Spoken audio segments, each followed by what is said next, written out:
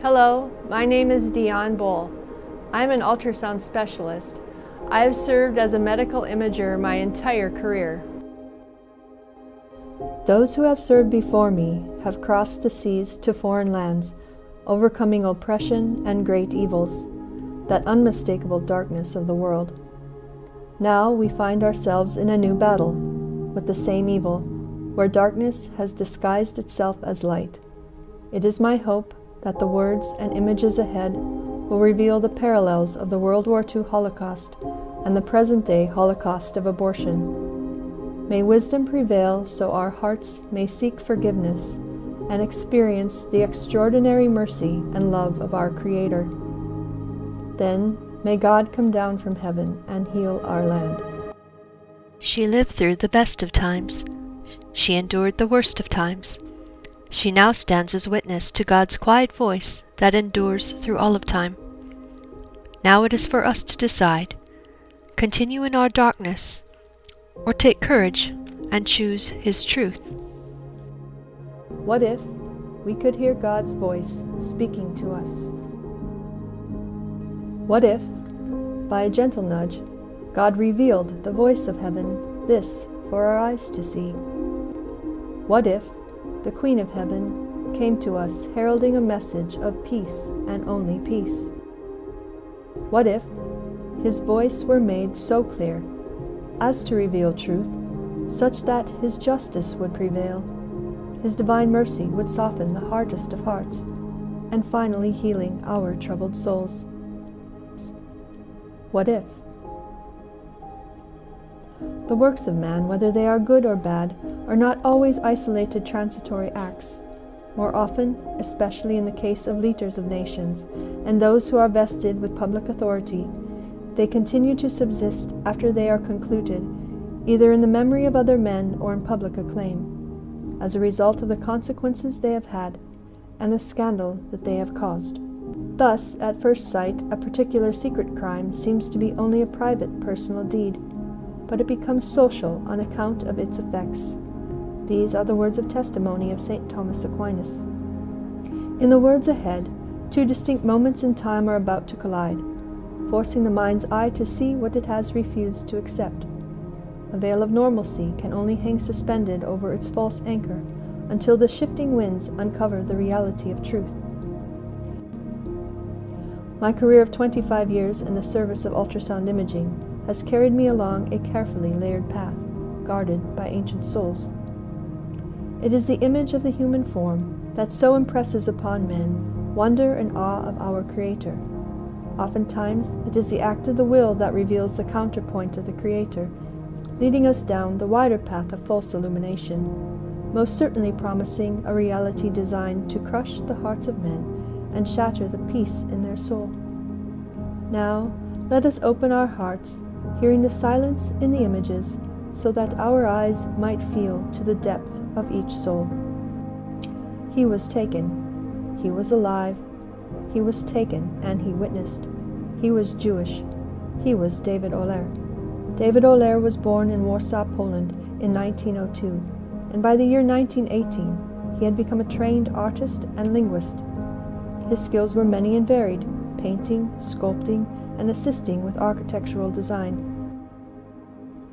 He moved to Paris, France in 1923, where he met and married Juliette Ventura, and they had one son named Alexander. In 1943, David Oller was taken from his wife and son, and then brought to the German concentration camp Auschwitz II Birkenau. He spent nearly 2 years in the camp before his release. David's newfound freedom reunited him with his family and his life prior to slave labor. Many years later, his son, Alexander Oller, would write and publish a book titled Witness, Images of Auschwitz. This full-volume pictorial text not only details the daily horrors that his father was forced to witness, but also reveals the words and thoughts describing his father's experience. It was time to tell the story for those who had lost their voice, to show the world the true horrors of Auschwitz. In the nearly 2 years of David Oller's survival in the camp, he was forced into one of the cruelest forms of slave labor. As a prisoner of Auschwitz II Birkenau, he worked in the crematoria. He was made to be a Sonderkommando. The Sonderkommandos were a group of men, mostly Jewish, chosen to clear the gas chambers of dead bodies. Once the doors of the gas chambers were opened, the piles of dead bodies would need to be cleaned up and carried away for disposal. The corpses would be dragged across the floor to a team of men standing ready to do their appointed jobs, cutting off hair, removing gold teeth, and salvaging anything of value. The German war effort had to be paid for by every means possible. In his book Witness, Images of Auschwitz, Alexander Oler reveals the words written by his father.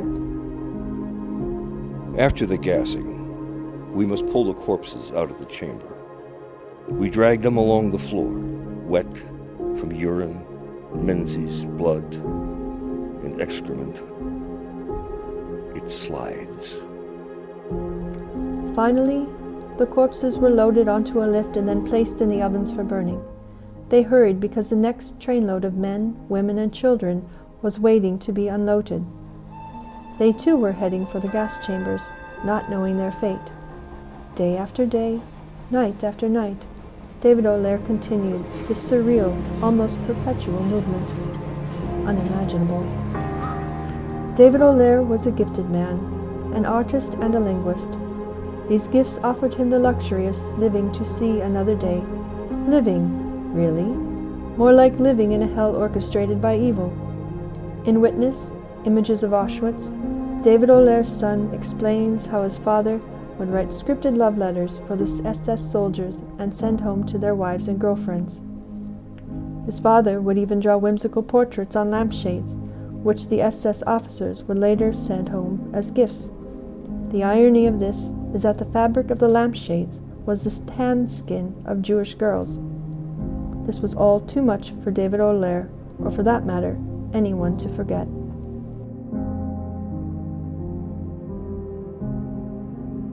David Oler witnessed pregnant women being tortured and malicious experiments being performed on their unborn babies by the infamous Dr. Joseph Mengele. After the tortures, these women were left to die on exam tables or later of infection.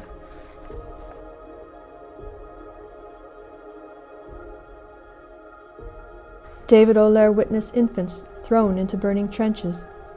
He witnessed savage rapes and murders. He witnessed all the horrors inflicted on the old, the young, and the disabled. He was a witness to their tortured lives. Their screams of horror haunted him day after day, night after night. He would never forget. Alexander Oler's text further reveals his father's words. Others will try to describe, not me. The usual words. Poor words, soft words, weak words, inadequate words will fall in the ears of the deaf. I will show. I am the one in charge of showing you what happens here, and now and forever, not to tell you what to think about it. It's up to you. Now you have grown up to become a witness. How could David Oler ever forget? During all of the times in the camp, through all that he saw and was forced to do, he knew he must survive, if only to witness. In the winter of 1945, with the war drawing to the close, he survived the final death march to Mauthausen. Later in the spring, he was rescued by a friend, an American soldier. Hope returned. Immediately upon his release, he began to sketch everything that he could remember. David Oler did all of this to show you, to make you a witness to the realities and the horrors of Auschwitz II Birkenau. Lily Jacob Meyer was there too. She was a prisoner of Auschwitz II Birkenau. On the day the American soldiers liberated her, she was in a German barracks recovering from a feverish sleep. Waking from this sleep, she searched for something to warm her chilled body. In the nightstand next to her bed, she found a pajama top in the top drawer. Underneath the clothing was an album of photographs. In these photos, she saw the faces of people she knew. People from her family, people from her village, people just like her, taken to the camps. The Auschwitz album is a book based upon this photo album, discovered by camp survivor Lily Jacob Meyer. The book details her imprisonment, her release, eventual immigration to the United States of America, and finally her involvement in the Nuremberg trials, where her photos would help identify and bring about the conviction of the Nazi soldiers who were at the Auschwitz camp. Meyer's book tells of a day in April 1944 when she was taken, along with her family, from the small town of Buckeye in the Carpathian Mountains of Hungary. They were first sent to the ghettos, then on to Auschwitz II Birkenau. Meyer and her family arrived at Auschwitz, like so many others, by train. The Hell Trains, as they were referred to, carried Jewish people to their final destination, the death camps of Auschwitz.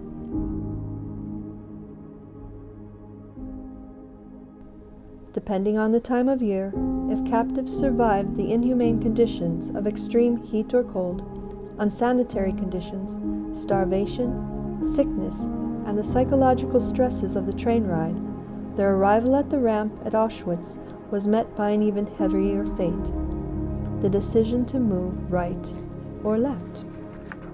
The decision was not theirs to make. The Nazi soldiers in charge of these captives' arrival, and ultimately their fate, decided. Meyer moved right. Inside the sauna, she was forced to give up her clothes and treasured jewelry, was deloused, and was redressed in a ragged blue dress not her own. Next, she was forced to march to compound B2C, the Hungarian women's camp. She stood in line for hours with the other women, awaiting transfer to Czech family camp B2B. Later, they would find out that over 9,000 inhabitants of the Czech family camp were killed in order to make room for their arrival. On July the 25th, 1944, Meyer was tattooed capital A-10862 on the left forearm. This branding marked her as a beast of burden. Under the constant watchful eye of the abusive SS guards, she helped pull a wagon through the camp, emptying latrines and night buckets. The stench of the excrement was not enough to keep the SS guards from thrusting the continuous abusive blows on the backs of these women. Meyer's work in the camps went on until she was transferred to Dora, a satellite of the underground missile works at Nordhausen, Germany. At the end of her imprisonment, she succumbed to typhus, forcing her to bed rest. The end of the war marked the beginning of a journey for Meyer and the photographs she found that day beside her bed in the Nazi barracks. The very first photo in the album was of Naphtali Zvi Weiss, the distinguished rabbi of Buckeye. These rare photographs of her rabbi, her family, and her countrymen would bear witness to the life inside the death camps of Auschwitz. Of course, by this time, they were all dead. The photos would prove definitively a witness to their fate. The images in the photos are haunting. Look closely. So much can be said about what the viewer can see. First of all, you can see that these men, women, and children were alive. They are standing, they are sitting, they are waiting. Their expressions communicate disbelief and fear. There is a sense that they know what is coming next, but it is too much to comprehend. There were so many taken. How can the person chosen to move right or left, forced to march through the camp filled with the smoke of burning flesh, not smell the death that lingered in the air? What were they to think? These photos are proof of their lives, lives that ended in the gas chambers of Auschwitz II Birkenau. There were so many taken. Today in our time, we see a different face. We see an image of those taken. We see an image created by the brilliance of the scientific mind. An image taken, first to show, and finally to witness. In the diagnostic medical ultrasound image of the unborn child's heartbeat, we see truth. Look closely. What is it that you see? Look for the details. Truth is in the details. Sometimes the best way to conceal something is to set it out in front, for the entire world to see. let it blend in. In this way, it will not draw undue attention to itself. Rather, it will blend into its surroundings. It is precisely these details that will show the truth. On January 22, 1973, the Supreme Court of the United States of America handed down a decision recognizing a woman's right to choose. In the majority opinion, Justice Harry Blackmun acknowledged a woman's God-given gift of free will, but he overlooked the responsibility of the law to protect the innocent. In essence, this decision transferred ultimate authority over life from the one who is the author of life to the one who carries life. The law of this land, civil law, should uphold natural law. Thus lies the responsibility of authorities to protect the good of the people. Marcus Tullius Cicero reflected on the logos of natural law. In his own interpretation, scripted in the work entitled De Re Publica, he professed, "There is indeed a law, right reason, which is in accordance with nature, existing in all, unchangeable, eternal, commanding us to do what is right, forbidding us to do what is wrong. It has dominion over good men, but possesses no influence over bad ones. No other law can be substituted for it, no part of it can be taken away, nor can it be abrogated together. Neither the people nor the Senate can absolve from it. It is not one thing in Rome and another thing in Athens, one thing today and another thing tomorrow, but it is eternal and immutable for all nations and for all time." Then he further draws on the seat of wisdom and further professes, "Law ought to be a reformer of vice and an incentive to virtue, de legibus." So now we must stare deeply inward and ask, what do I profess? Whom do I profess? And how does this lead me to strengthen the virtue of my being? Our laws state that the willful termination of a human life in the United States of America is illegal. For over 40 years, it has been said that the Roe v. Wade decision has been teaching the world that killing the innocent, unborn child is acceptable. As Martin Luther King Jr. once said, "The law cannot get the white man to love me, but it can stop him from lynching me." Laws do in fact teach, and they also restrain the evil acts that humans impose on one another.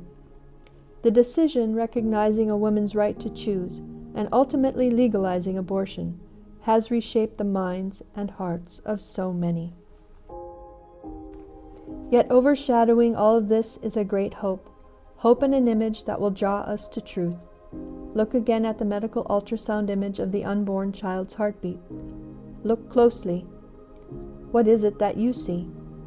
Each and every time you view this ultrasound image of the unborn child, you become a witness to truth. Every dynamic heartbeat image taken of the living, unborn child is proof of life. For in those brief moments, when the image is documented, there is a specific date, a specific time, and a heartbeat recorded. There is proof of life. The truth cannot be denied.